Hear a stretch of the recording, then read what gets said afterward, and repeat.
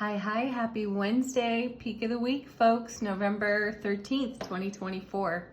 I am Meredith and I am here with our message for this lovely and wonderful day. We have Gilded Tarot on the table. We've got the Sun in Scorpio, the Moon is in Aries. Wow, power punch there. And we've got our amazing retrogrades. And I've got something to read to you before we jump into today's message. And this comes from one of my favorite astrologers. Her handle is Astrology Dome on Instagram. Though I'm reading this to you because of recent messages we've received pretty much on the regular. And she's reporting on cosmic shifts. They're significant, which is why we're going to take the moment. So here we go. On the 15th, 2 days from now, the full moon in Taurus aligns with Saturn going direct. So Saturn's coming out of retrograde. We knew that was happening. Wonderful. Let's see. Saturn turning direct, setting the stage for powerful transformations. Just days later, on the 19th of November, Pluto moves from Capricorn to Aquarius. We've been talking about that for a while too, marking a cosmic shift that'll shape the next 2 decades. Yes, decades. Saturn, the cosmic taskmaster, seems to be guiding Pluto from old conditioning set in Capricorn to a liberated future in Aquarius. This is a call to take responsibility, release limiting attachments. We talked about that yesterday. Are we living in a small way? And prepare for a new paradigm.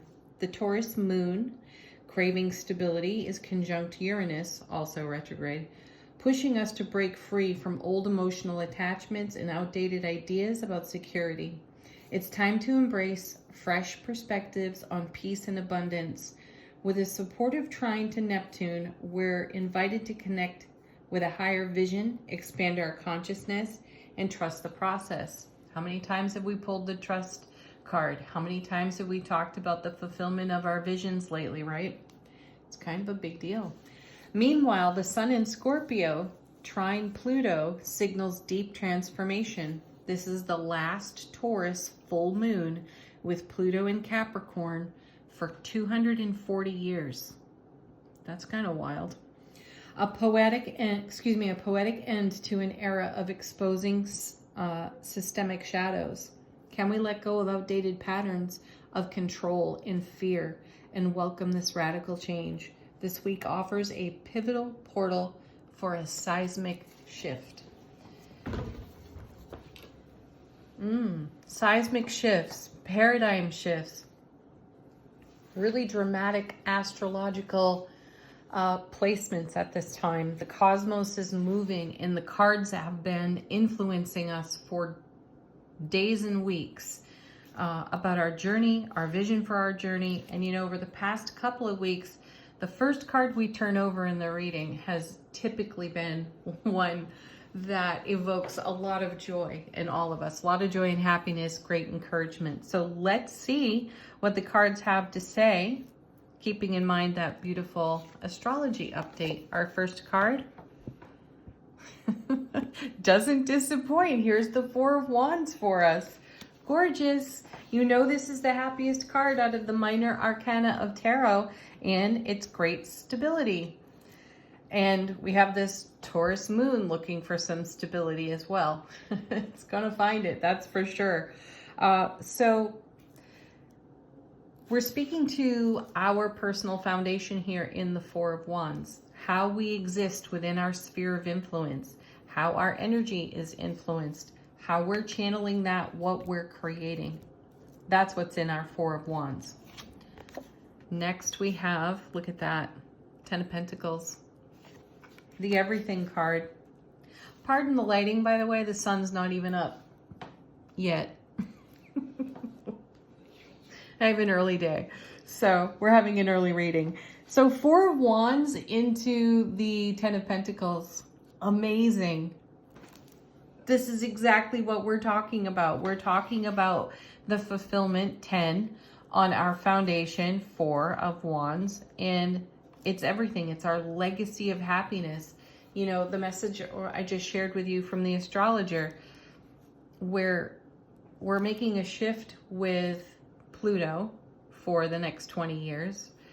Then we have the message of a Taurus moon in Pluto. Won't happen again for 240 years. It's kind of meaningful when you put it in that galactic scope. I mean, this is energy within our galaxy, and we are entertained by it and with it, and we are in the divine flow of it. So what are you doing in the scope of your now that maintains the Ten of Pentacles, the Four of Wands in your oncoming? That's what we're talking about when I mention ripple effect. We're talking about your oncoming and what you're contributing to that in the now. Very sweet. There's the Peace card in the Suit of Swords, Four of Swords. This is a card that's been with us for so many days. And I love seeing it here again. And it's in the middle of the reading again. This is rest, relaxation, peace, and calm, and preparation. So we're in preparation with amazing cosmic astrological energies. We're in preparation because we've already prepared our foundation for the fulfillment that we have envisioned, that's already here in the now and is still in evolution for the oncoming. Beautiful King of Cups right there. What a wonderful card. You know, this card is so connected to our intuition in action. And you know, if you've been watching the videos, you know how often we are encouraged into the divine guidance that we receive and channel on the daily, right? And so here's the King of Cups. In the divine masculine energy within self-relationship, this is us calmly, peacefully taking action on and with the love that we are in the direction of our divine guidance. Beautiful. And then look at this, seriously. There it is again, there's the High Priestess. More and more often we see the King of Cups, the Queen of Cups, the High Priestess, the look for a sign, listen to your intuition cards. And the fact that they show up in repeat for us is so comforting, isn't it? Because this becomes the reminder when in the course of a day, through the distractions of tending to everything that we tend to in a day, we can easily slip out of the divine guidance messages that come our way because our attention may be pulled here or there. Our action and our energy may be called into service for something else, somewhere else.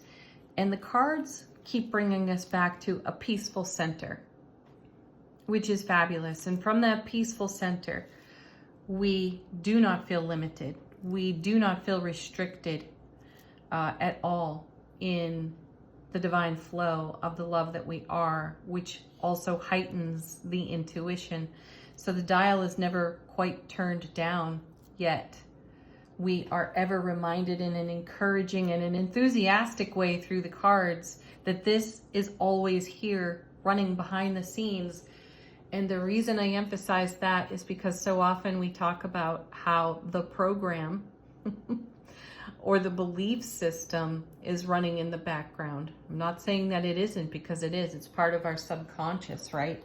And we don't know it till we discover it.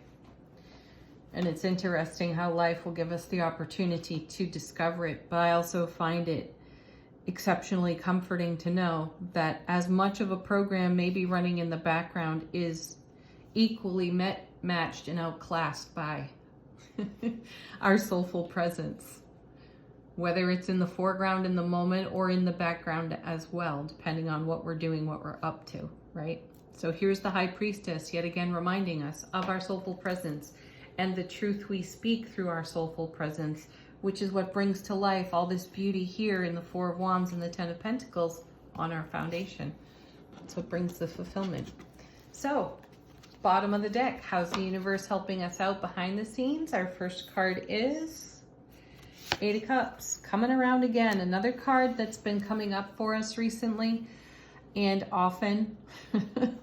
And I love this card because I see it as a transitional card And it also brings us back to the energies of the eclipses we recently had, prior eclipses as well, the energy that is still weaving its way into our now and our oncoming. So the Eight of Cups for me is a card about being in the journey, your particular journey. And you're in the journey in your Four of Wands, Ten of Pentacles, because this is not an energy that ever goes stagnant. And here's our Four of Swords with peace, calm, collected, centered, grounded energy, so that we stay in preparation for all the movement we will make in the ripple effect of our 4 and our 10 over here, guided by our intuition. Next card is half that, the Four of Cups, which is a great card. And I share with you each time we turn it over, this card is spoken over in terms of apathy. I'm just not in harmony with that definition. I'm not willing to cement that definition, if you will, because you have 3 cups here. 3 of Cups is all about celebration. It brings with it the energies of strength, justice, temperance. And then we have an incoming 4th cup, typically not recognized or seen by the character on the card. And see, this is what the journey is bringing us in the 8 of Cups. It's bringing us another ace. So we're talking about love, bliss, joy, and happiness in the Ace of Cups. That's what's flowing.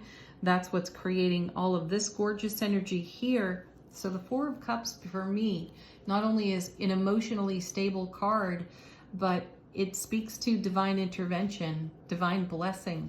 And we've had messages recently of being at peace, being at ease, and in grace, so the divine can do its part. And it's happening right here. As we tend our journey, the universe is meeting us and bringing us more Ace of Cups energy. This will look like contrast because now we have the Ten of Swords. You all know, though, that the Ten of Swords is a card about self-mastery. And when you educate yourself on this card, you learn that this character gets up and walks on. So we're moving, 8 of Cups, into a new phase of our journey.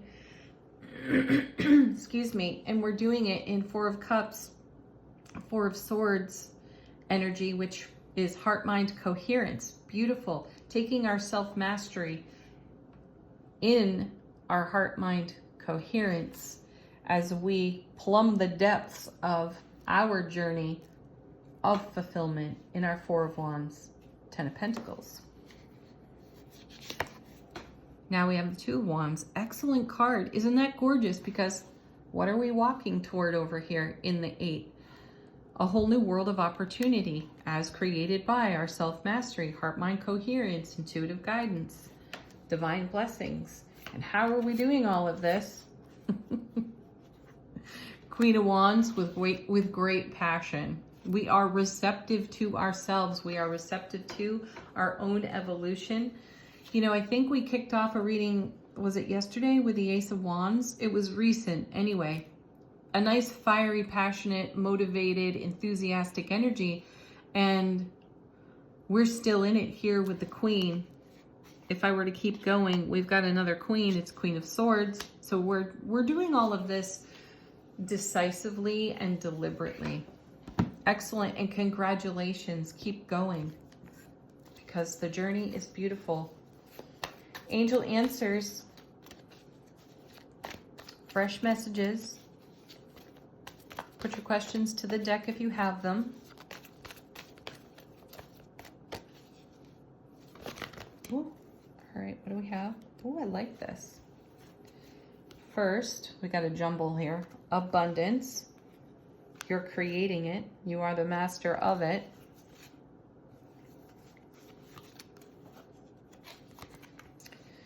These are all falling out of the deck. Anyway, big happy changes. There's something better. Emphatic success. And take action. Not a problem. This is great encouragement and great confirmation to the reading itself. Final word on today's message. Angels and ancestors. How is our soulful presence informing our waking consciousness?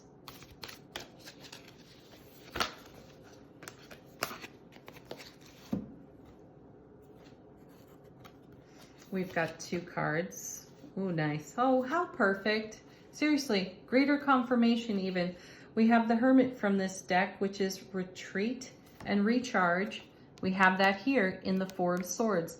See, it's our peace and our joy and our gathered, collected, grounded, centered, heart, mind, coherent energy that creates all of this. So our self-sovereignty, self-relationship is very key. So if you need a timeout for 5 minutes here or there several times throughout the day, take it. Recharge.